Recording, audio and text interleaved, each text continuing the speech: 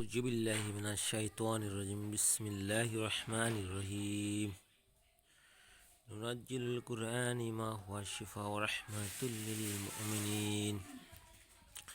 সকল প্রশংসা সেই রব্বুল আলামিনের, যে রব্বুল আলামিন আমাকে এবং সকল মানুষকে সৃষ্টি করেছে। সে রব্বুল আলামিনের প্রতি শুকর আদায় করি, সকলেই বলি আলহামদুলিল্লাহ। প্রিয় দর্শক ভাই ও বোনেরা, আজকে যে তদবিরটি নিয়ে হাজির হয়েছি কোরআনী কারিম থেকে, তদবিরটি হলো বিচ্ছেদকরণ একটি তদবির। আসলে আমরা বিচ্ছেদ কেন চাই বা বিচ্ছেদ কেন করতে চাই বা বিচ্ছেদ জিনিসটা কিন্তু ভালো নয়, তারপরেও আমরা বিচ্ছেদ নিয়ে পড়ে থাকি বা বিচ্ছেদ করতে চাই। বিচ্ছেদ এই জন্যই করতে চাই যে আপনি একজনের সাথে সম্পর্ক করে দীর্ঘদিন তাকে ভালোবেসেছেন বা তাকে আপনি কাছে পেতে চান, সে অর্থের লোভে সে আবার অন্যজনকে ভালোবেসেছে, আপনি খুবই কষ্ট পেয়েছেন, তাকে বিচ্ছেদ করতে চান। এমনও দেখা গিয়েছে আপনার স্ত্রী আপনার সাথে সংসার করে, আপনি তাকে ভালো মন্দ ঠিক মতো এনে দিতে পারছেন না বিদায় সে সংসারে অবনটনের কারণে সে অন্য এক পুরুষের সাথে সম্পর্ক গড়ে তুলছে, তাকে আপনি বিচ্ছেদ করতে চান। আপনি বিচ্ছেদ করতে চান আপনার ছেলে অন্য একজন মেয়েকে ভালোবেসেছে, তাকে ভুলতে পারছে না বা তার থেকে আপনার ছেলে সরে আসতে পারছে না, তাকে আপনি বিচ্ছেদ করতে চান।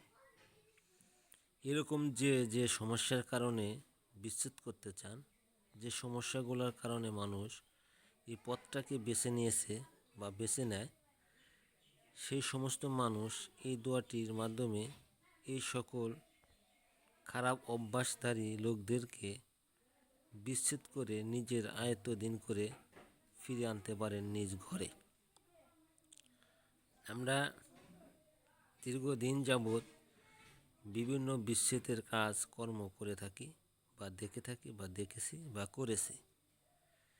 তার থেকে আজকে এই তদবিরটি ভিন্ন একটি তদবির। এই তদবিরের মাধ্যমে আপনি অনায়াসে আপনার কাজটিকে হাসিল করতে পারবেন। কাজটি হাসিল করার আগে অবশ্যই আপনাকে বুঝতে হবে, আপনার পাক ও পবিত্র থাকতে হবে। আপনাকে এই আমলটি শনিবার অথবা মঙ্গলবারে করতে হবে।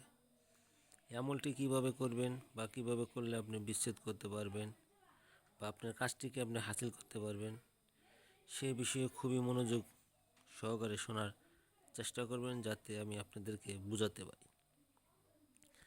আপনার যাকে বিচ্ছেদ করবেন তার পরনের কিছু কাপড় আপনার সংগ্রহ করতে হবে। মানে কাপড়টা সংগ্রহ করে এই কোরআনী যে আয়াতটা আছে, এই আয়াতটা আপনি লিখবেন।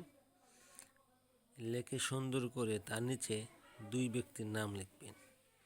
লিখে এই যে আয়াতটি আপনি লিখিলেন, এই আয়াত দ্বারা আপনি পাঠ করে ওই কাপড়ের উপরে ফু দেবেন। ফু দেওয়ার পরে আপনার কাজ স্বয়ংসম্পন্ন হয়ে গেল। আপনি এর মধ্যে 3টি গোলমরিচ ব্যবহার করবেন। কয়টি গোলমরিচ ব্যবহার করবেন? 3টি গোলমরিচ ব্যবহার করবেন। গোলমরিচটি এখানে দিয়ে আপনাকে বলতে হবে লা ইলাহা ইল্লা আনতা সুবহানাকা ইন্নী কুনতু মিনাজ জালিমিন। 3বার পরে 3টি ফু দিতে হবে। ফু দিয়ে আপনাকে আল্লাহর উদ্দেশ্যে বলতে হবে, আল্লাহ, জালিমের জুলুম অত্যাচার থেকে তুমি আমাকে হেফাজত করো এবং আমার ছেলে এবং মেয়ে, আমার স্বামী এবং স্ত্রী, যে যার জন্যে কাজ করবেন তার উল্লেখিতভাবে এইভাবে বলতে হবে। বলে আপনি ওই কাপড়টির মধ্যে আরেকটি ফু দিবেন। কথাগুলো ভালো করে শোনার চেষ্টা করেন। ফু দেওয়ার পরে সেই কাপড়টি আপনি আগুনে ফেলে দেবেন। এইভাবে আপনাকে 3 দিন কাজ করতে হবে। একাধারে একই সময়ে 3 দিন কাজ করতে হবে। এই কাজটি করবেন কখন? যখন আপনার বেলা ডুবে যায়, মাগরিবের নামাজের সময় নামাজ পড়ে আপনি কাজটি করতে পারেন। কাজটি করার পরে আপনি 3 দিনের মধ্যে আপনি রেজাল্ট পাবেন। আপনার কাজটি স্বয়ংসম্পন্ন হয়ে যাবে। যার অন্তরে আল্লাহর কোরআনের বিশ্বাস রয়েছে, যারা আল্লাহর কোরআনকে ভালোবাসে, তারা কাজটি করে পরীক্ষিতভাবে প্রমাণ করতে পারে। আমার চ্যানেলে প্রত্যেকটি কাজই পরীক্ষিত। হয়তো অনেকেই আমার লেখাগুলো বুঝতে পারেন না, অনেকেই বা বুঝতে পারেন। এই লেখার বিষয়টা নিয়ে আমি এর আগেও আপনাদেরকে বলছি, লেখা যেরকমই হোক না কেন কিন্তু কাজগুলো কিন্তু সঠিক। তাই আপনি সঠিকভাবে কাজ করার চেষ্টা করুন। যারা চ্যানেলটি সাবস্ক্রাইব করেন সাবস্ক্রাইব করে দেবেন এবং ভালো তদবির পেতে চাইলে চ্যানেলের সাথে থাকেন।